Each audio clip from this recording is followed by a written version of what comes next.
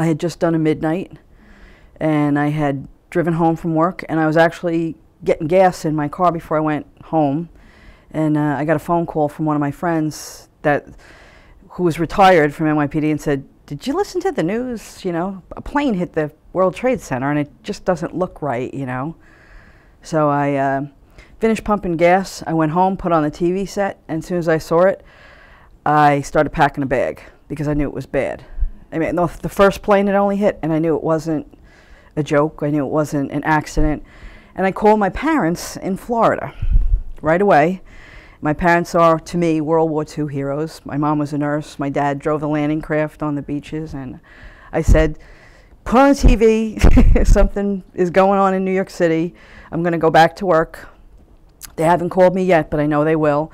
I said, I packed a bag. I'm going back to work. I love you. And I hung up. I got back in my car and then drove from Long Island, and they had the southern state closed. And then they put us all on the grass if we had ID. So we just rode the grass line the whole way into the city. And I thought, since once you hit the city line, there was not a car on the road except for, you know, a handful of guys, you know, going in. I said, I got a straight run right to the tower. Bell Parkway, Battery Tunnel, boom, I'm right there. And I said, our precinct has a war room. There's one in every borough. So I said, I'm going to go. I got a big truck. I'm going to fill up everything from the war room, load up my truck, lanterns, blankets, stuff like that, and I'll shoot down there. I went to the precinct. That was not to happen. There was buses in front of the precinct, and they said, suit up, and they put like, I don't know how many of us, maybe 25 of us, on a city bus, and it had body bags. And I think there might have been some MREs in there, some food, some type of food too. And they told us, drive around, just keep driving around. And I guess they were waiting for another attack. So that was what because we couldn't understand what we were doing at first, and we were listening to Citywide, and we were listening to the chaos, and we all, you know, we were like horses in the gate. Let us go down there, let us go down there. So it was very, very, very frustrating. At 4 o'clock, we all got on the buses to go down to the Trade Center. It was 4 o'clock in the morning, and I'll never forget riding over that bridge, and we were the only bus on the road, and just seeing the smoke, and you could hear a pin drop. I mean, you got like 40, 50 cops on a bus, and you could hear everybody breathing. It was just the smoke billowing and stuff. And then we got the bus as far as we could get down there, and you could start to see the dust, and the layer of dust was just like snow. And we got off the bus, and we were going to do like an inner perimeter, so like in the dust area. They still had no equipment for us at all, nothing. As we were walking in, we could see firemen and other cops walking out, and I'll never forget the look on their faces. It was like nothing, like hollow souls. It was like frightening, and we're walking in all clean and shiny, and they're coming out just shot to hell. The minute me and another fellow cop from 113, the minute we walked into the site itself, the whole, like the canyon, we yelled, guys were yelling, help us over here, and they were pulling out a Port Authority cop who was deceased. And we were helping them with the stretcher. We were trying to get shield off and the gun off, and everything was kind of burned. It was just horrendous. And so I don't know how this kind of stuff happened, but like out of nowhere, it felt like an ambulance just backed in. Out of nowhere, a flag was handed to one of the guys, and we kind of did like on our knees a little makeshift kind of memorial quickly, you know, because we heard all the guys yelling for help. After that, somebody grabbed us. I don't remember who it was. I don't even think they were with the police department. I think they were with the fire department. And they asked, can you guys help just right in this area with finding any body parts, any IDs, things like that. And we're like, absolutely, you know, right? And they gave us bags and tags and all kinds of stuff. And the first thing we are looking at is you were looking at stuff down there and you couldn't kind of make out what it was. And the first thing I found was an entire body burned into rebar.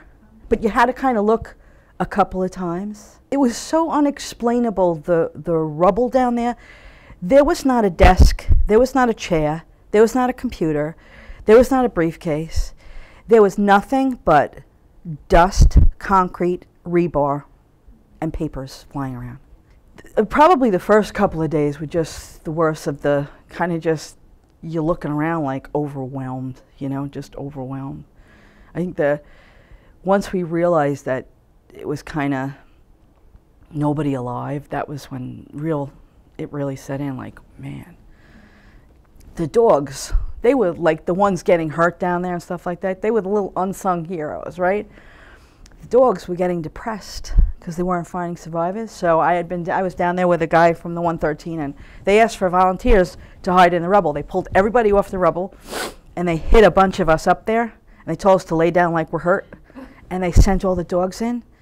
And the dogs started barking, and life came, and everybody was clapping, and life came back to the place, and we pretended that they found us, and it was incredible, though. That was something that was unbelievably moving, you know, really was. When FEMA came, the shiny uniforms, they pull up in 3 huge buses, and they marched out, and I watched them. They marched right up to the edge of the barricades. And then you saw them do this. Oh my God. Like, guys, you can suit up, but you're not going to fix this thing. Like, you know, I think they come with that, like, we're going to fix this thing, and you ain't going to fix this thing. We need all of you. Keep coming. And I'll tell you, that is a very motivating thing, that when you look over your shoulder and the guys kept coming, they kept coming from California, Oregon. We had Border Patrol guys from San Diego, California, staying in a hotel in our precinct, and they ran out of socks. We brought them socks that people were bringing us. I mean, the camaraderie, that is one thing that anybody that lives in this country, let me tell you something, we are a force to be reckoned with, you know, and people, we're going to always just stick with each other. I'm still very proud of the way America responded, and I'm praying to God that if it happens again, they'll respond just the same. But I think there is a little lull that we all get, like, oh, well, maybe they didn't mean it. I can't help it. They say that younger people respond that way, like, you know, they're building that mosque down, you know, next to you know, where the memorial's going to be, and like they say, younger people will say, well, maybe they really do want to honor their dead, and where older people like me are more cynical, like, no, that's disrespectful, don't do it. So I think that younger Americans are more passive, where the older Americans, which we're in the majority, thank God, is let's stay vigil, you know, let's stay together. Pictures don't do it justice. You will never get it unless you were right in it. I mean, I've never seen any TV show, I've never seen anything, and I've seen like probably it all. You will never get it until you're standing in the middle of that chaos. I mean, absolute chaos. And it was